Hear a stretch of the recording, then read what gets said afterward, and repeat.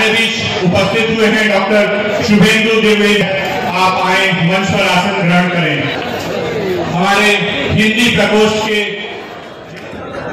कर रहे हैं हमारे प्रिय विधायक कोकन दास जी, रविंद्रनाथ चटर्जी। हाँ, हमारे बीच पधारे हैं हिंदी प्रकोष्ठ के भगवान नगर के अध्यक्ष नाडू भगत जी। हिंदुस्तान बन जाएगा। आप सभी से अनुरोध है, पीछे की कुर्सियों पर बैठे हुए, पीछे की पंक्तियों पर बैठे हुए सभी लोग दिलीप घोष সারা মেদিনীপুরে 5 বছর ধরে কিছু করে নাই। শর্টলেকে থাকেন, খেলার মাঠে সকালবেলায় প্যারেড করেন আর দোকানে দোকানে চায়ের দোকানে দিয়ে শুধু চা খান। আমাদের ভালো হয়েছে যে বর্ধমান শহরের কিছু চায়ের দোকানে অন্তত 20-25 কাপ চা প্রতিদিন এক্সট্রা বিক্রি হচ্ছে, এটাই আমাদের কাছে ভালো। আর আমরা আমাদের প্রার্থীকে বলেছি বর্ধমান শহরে অজস্র খেলার মাঠকে তৃণমূল কংগ্রেস ক্ষমতায় আসার পর খেলার মাঠ তৈরি করেছে। আপনি খেলার মাঠে লাঠি নিয়ে হাফ প্যান্ট পরে আপনি ঘুরুন, তাতে আমাদের কোনো বাধা নাই। কিন্তু আপনি কদিন আগে আমাদের রাজ্যের মাননীয় মুখ্যমন্ত্রী মমতা বন্দ্যোপাধ্যায় সম্বন্ধে যে কথা বলেছেন, যিনি ভারতবর্ষের একমাত্র মহিলা মুখ্যমন্ত্রী মমতা বন্দ্যোপাধ্যায়, মেয়েরা তো আমাদের মায়ের সমান, সেই মাদের সম্বন্ধে যদি এই কুটনি বাজে কথাবার্তা দিলীপ ঘোষ বলে, তাহলে সেই দিলীপ ঘোষকে মারা কেন, দিদি বোনরা কেন ভোট দেবে?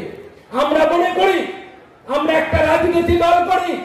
আমি এখানে বক্তব্য রাখলে সন্ধ্যাবেলায় আমার বউ আমার মোবাইলে দেখে আমরা কোথায় কি বক্তব্য রাখছি।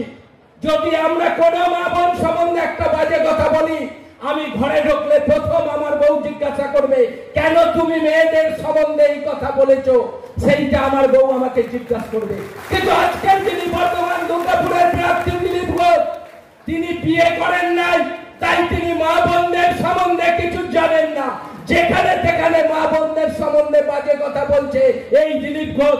আর সেই দিলীপ ঘোষকে আপনারা ভোট দেবেন, এটা আমরা চাই না। আমাদের প্রার্থী কীর্তি আজাদকে আপনারা বিপুল ভোটে এবার বর্ধমান দক্ষিণ থেকে আপনারা জয়ী করুন। কারণ আমরা মনে করি যে আমরা সকাল থেকে রাত পর্যন্ত আমরা বর্ধমান শহরের প্রতিটি মানুষের পাশে তৃণমূলের কর্মীরা, তৃণমূলের কাউন্সিলররা, তৃণমূলের যারা ভোটের সময় আসে তারপর আর কাউকে দেখা যায় না, সেই লোককে কেন ভোট দেবেন? 5 বছর মেদিনীপুরে থেকে কোনো কাজ না করে দল মনে করেছে এবার বাঘের মুখে যান, তাই বাঘের মুখে ফেলেছে দিলীপ ঘোষকে। জেতার কোনো জায়গা বর্ধমান দুর্গাপুরে এবার নাই। কারণ আমরা মনে করি যে এবার আমাদের প্রার্থী এত ভালো প্রার্থী পণ্ডিত কীর্তি আজাদ, তাকে সবাই ভোট দেবেন বর্ধমান দুর্গাপুর লোকসভার সবাই। তাই আপনাদের কাছে আবেদন করব, আমাদের হিন্দি ভাষী আমার দাদা ভাইয়েরা বক্তব্য রাখবে, শুধু আমরা বলবো যতক্ষণ আর একটু বক্তব্য শেষ না হবে আপনারা কেউ উঠবেন না। এত কষ্ট করে আপনারা শহরের বিভিন্ন জায়গা থেকে এসেছেন, আমরাও আপনাদের সবাইকে এইভাবে এক জায়গায় নিয়ে এসেছি আমাদের দলের প্রার্থীর কথা শোনার জন্য। তাই যতক্ষণ শেষ না হবে আপনারা কেউ যাবেন না। আপনাদের সবাইকে ধন্যবাদ, আপনারা সবাই ভালো থাকবেন।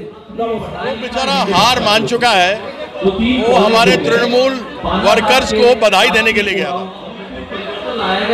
दिलीप घोष के अलावा आपके पास कोई प्रश्न है?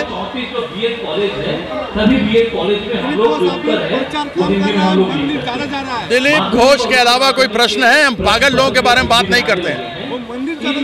परिवर्तनों के अलावे अच्छा है, पूजा कर ले, जमानत जब्त हो जाएगा। बोल रहा था अगर बीजेपी का कोई प्रार्थी को मारेगा तो राज्य से तृणमूल से भगाएगा। दिलीप घोष के अलावा आपको दुर्गापुर बर्धमान की बात करनी हो, बंगाल की बात करनी हो तो हमसे करिए। मेरे पास फालतू लोगों के लिए बात करने का समय नहीं है।